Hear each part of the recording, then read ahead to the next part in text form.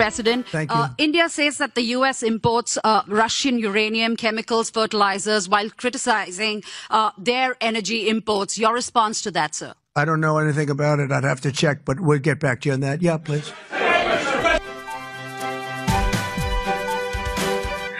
নমস্কার বন্ধুরা, গত 2-3 দিন ধরেই আপনারা আমার কাছ থেকে জানতে চাইছিলেন এই ভারত আমেরিকা এই আমদানি রপ্তানি তেল আমদানি রাশিয়া থেকে ভারতের উপর 25% শুল্ক চাপিয়ে দেওয়া এই ব্যাপারগুলো কি ঘটছে, এটা অনেকেই আপনাদের মেসেজ করে জানতে চেয়েছেন।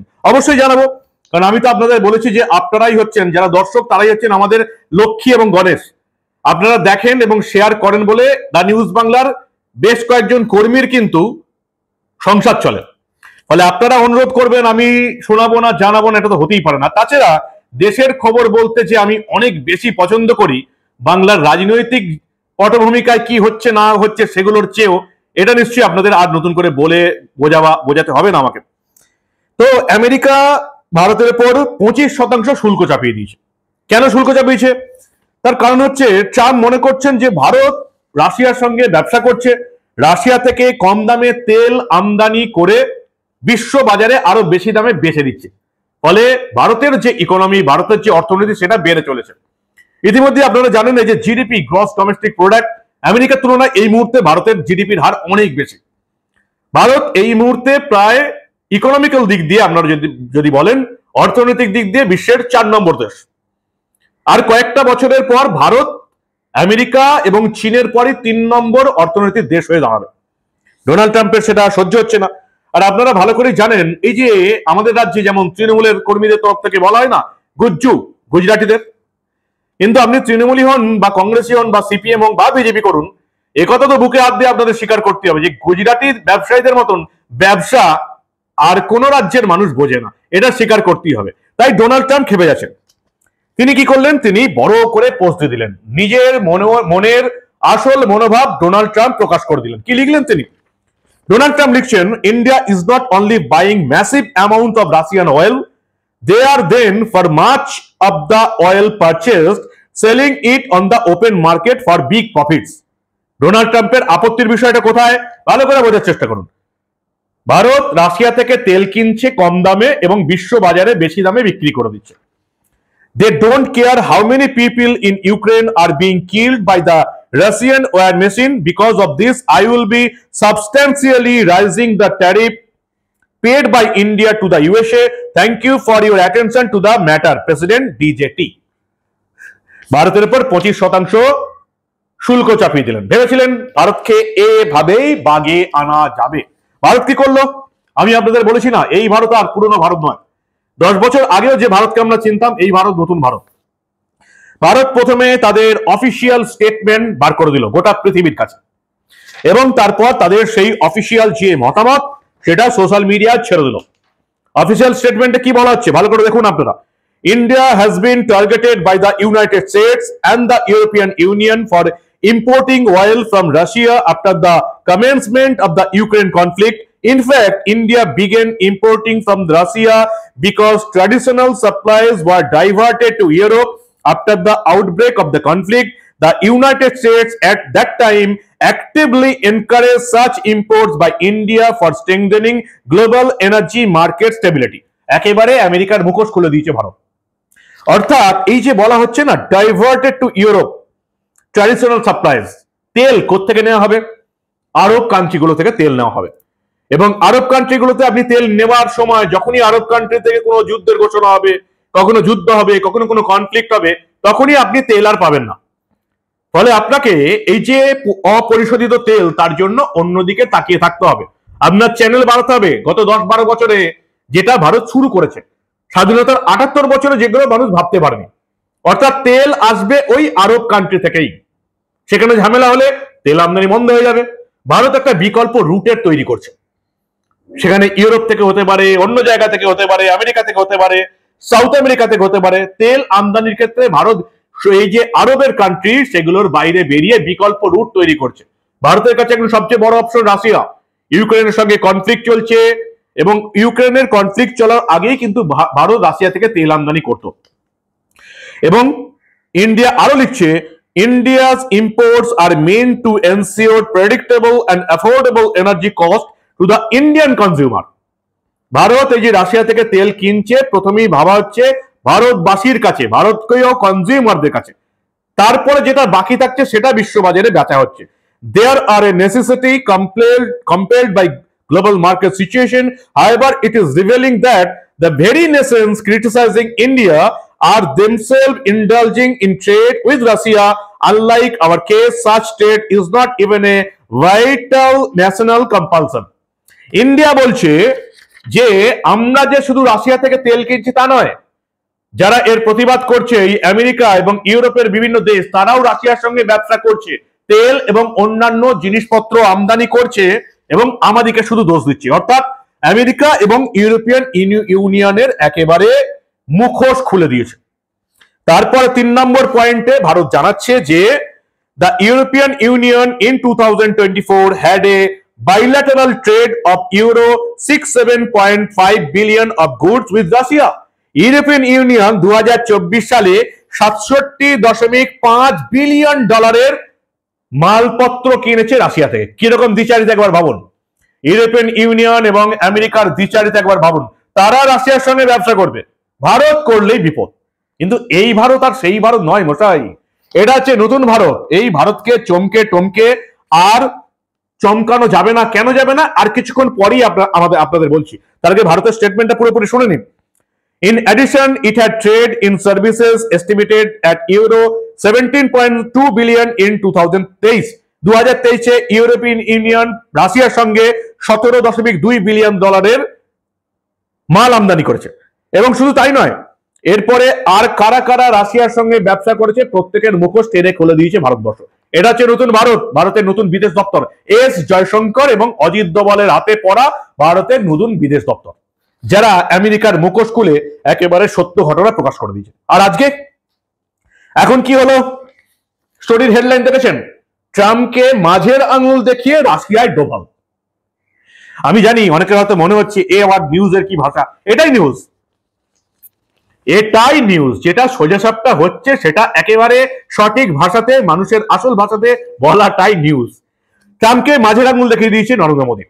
এবং এই মুহূর্তে অজিত দোভাল রাশিয়ায় গেছেন। রাশিয়ার সঙ্গে কি কি চুক্তি করবেন? জ্বালানি, প্রযুক্তি, আঞ্চলিক নিরাপত্তা নিয়ে বিস্তৃত আলোচনা হবে রাশিয়ার সঙ্গে। অজিত দোভাল ভারতের নিরাপত্তা উপদেষ্টা, তিনি গেছেন রাশিয়ায়। এই সময় সাধারণত এই সমস্ত চুক্তিগুলো করতে মন্ত্রীরা, বিদেশ দপ্তরের কর্তারা তারা যেতেন।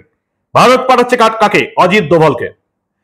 সে অজিত দোভালের নিয়ন্ত্রণে এই পৃথিবীর সমস্ত দেশের উপর তার নজরদারি রয়েছে।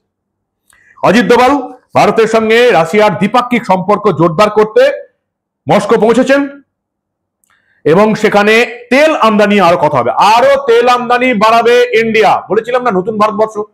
আমেরিকার হুমকির পরেও তেল আমদানি আরো রাশিয়ার সঙ্গে বাড়াতে চলেছে। রাশিয়া থেকে আরো তেল আসবে ভারতে। এস জয়শঙ্কর এ মাসের শেষের দিকে, আগস্টের শেষের দিকে রাশিয়া যাবে। আরো বেশ কিছু চুক্তি হবে।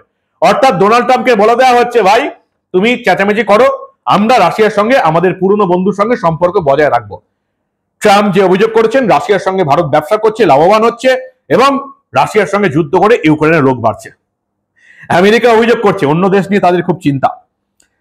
তো ডোভাল চলে গেছেন রাশিয়ায়, বিভিন্ন কূটনৈতিক চুক্তি হবে, তেল আমদানি আরো বাড়বে। এ মাসের শেষের দিকে এস জয়শঙ্কর বিদেশ মন্ত্রীও যাবেন। এই হচ্ছে এখন ভারতের নতুন পরিকল্পনা। এবং শুধু তাই নয়, ভারত পরিষ্কার আমেরিকার মুখোশ খুলে জানিয়ে দিয়েছে কিভাবে আমেরিকা রাশিয়া থেকে ইউরেনিয়াম আমদানি করেছে পারমাণবিক শক্তি বাড়াতে। 701 টন ইউরেনিয়াম আমদানি করেছে, যার মূল্য নাকি 1.2 বিলিয়ন মার্কিন ডলার।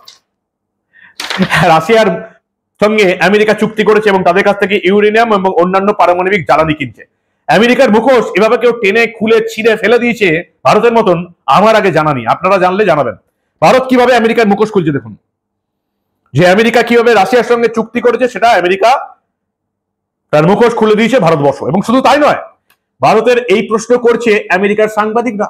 একজন মহিলা সাংবাদিক ট্রাম্পকে প্রশ্ন করলেন, আপনারা তো রাশিয়া থেকে ইউরেনিয়াম আনছেন, পারমাণবিক জ্বালানি আনছেন, সেক্ষেত্রে ভারতকে কেন দোষ দিচ্ছেন? ট্রাম্প কি বললেন? ট্রাম্প বলছেন, আমি খোঁজ খবর নিয়ে দেখব। সেই হচ্ছে সাংবাদিক যে কোনো রাষ্ট্রনেতাকে প্রশ্নের মাধ্যমে ঘোল খাইয়ে দিতে পারে। এই সাংবাদিক ট্রাম্পকে ঘোল খাইয়ে দিয়েছেন। ভালো করে দেখুন এবং বোঝার চেষ্টা করুন। President, Thank you. India says that the U.S. imports Russian uranium, chemicals, fertilizers, while criticizing their energy imports. Your response to that, sir? I don't know anything about it. I'd have to check, but we'll get back to you on that. Yeah, please. ভয়ে পালালেন Trump, বললেন আমি জানি না। কি করে বলবে সত্য কথা? আমেরিকা রাশিয়া থেকে ইউরেনিয়াম আমদানি করছে, $1 বিলিয়ন ইউরেনিয়াম। আমেরিকা বললেন পরের প্রশ্ন। ডোভাল চলে গেছেন রাশিয়াতে, পুতিনের সঙ্গে হ্যান্ডশেক হয়ে গেল। সেই ভিডিও আপনারা দেখেছেন নিশ্চয়ই আগে। ফলে ট্রাম্প যে আবার খুঁজবে এই নিয়ে আর বলার অপেক্ষা রাখে না। কিন্তু এটাই হচ্ছে নতুন ভারতবর্ষ। রাশিয়ার সঙ্গে আরো চুক্তি হবে।